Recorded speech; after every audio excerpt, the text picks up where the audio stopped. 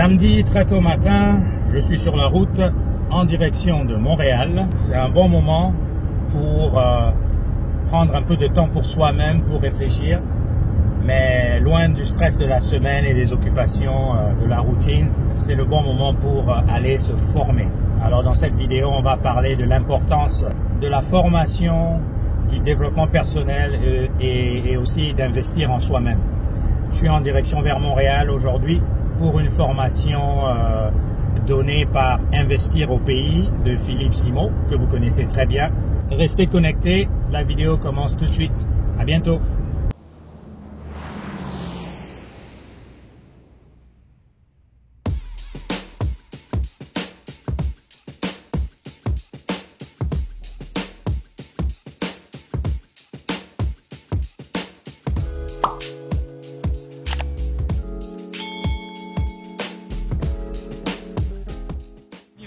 Bonjour, moi c'est Diane Osei, je suis originaire du Togo et je suis au Canada maintenant depuis 3 ans.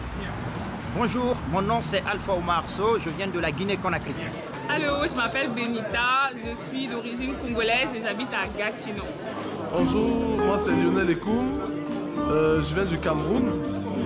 Présentement, je vis ici à Montréal depuis quasiment 6 ans. Mon nom c'est Moucha Galoussa Chigo, mais tout le monde m'appelle Guy. Donc je suis le directeur général de l'Afro-Musée. Et l'Afro-Musée est né de l'expérience de l'Espace Moucha Galoussa, qui est une galerie d'art, un centre culturel africain ici à Montréal. Et nous sommes ici à quelle occasion dans ce beau cadre? Ici, nous sommes ici, donc c'est juste après la journée de formation que Philippe Simot, qui est venu nous rendre visite. Il a fait une formation justement sur Investir au pays. Nous venons de sortir de la formation de Philippe Simot qui portait sur comment investir en Afrique. Ici, nous sommes à l'Afro-Musée et ce qui se passe en ce moment, c'est qu'on est à la fin de notre formation avec Philippe Simot qui nous a parlé en fait d'investir au pays, quels secteurs sont intéressants, quel genre de recherche il faut faire, un peu de background work avant d'aller en fait investir au pays. Aujourd'hui, on est à l'Afro-Musée pour une formation donnée en présentiel par M. Philippe Simot. Okay. Et aujourd'hui, c'était une formation sur les stratégies pour comment lancer les business en Afrique en fait. S'il y avait une leçon à tirer de tout ce qu'on a appris aujourd'hui, c'est qu'il ne faut pas prendre une décision de business à la légère, il faut faire des études. Donc aujourd'hui, on nous a appris par quelle méthodologie ou quelle structure prendre pour pouvoir choisir le business à adopter ou dans lequel entreprendre. Il y a beaucoup de critères que je n'avais pas considérés, mais aujourd'hui, avec la formation de Philippe, on a pu éclaircir certains points. Quelle étude de marché, pourquoi investir dans un pays et non pas un autre. Donc, beaucoup de critères à prendre en compte.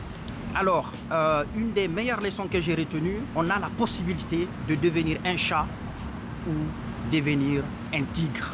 Alors, soit en fait, on reste dans son confort avec quelque chose, on se contente de ça, ou bien on ne se contente pas de seulement ce qu'on a, on essaye d'aller plus loin au bout de ses limites.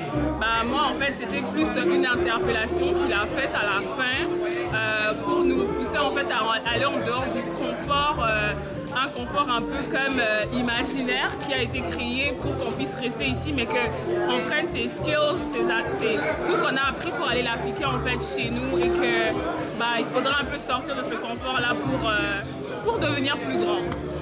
L'une des leçons que j'ai retenues en fait principalement, c'est qu'il faut voir grand, ne pas voir petit, ne pas se contenter des petites rentrées d'argent qu'on fait, mais plutôt essayer de voir plus grand, à faire des business qui vont nous aider à impacter le monde.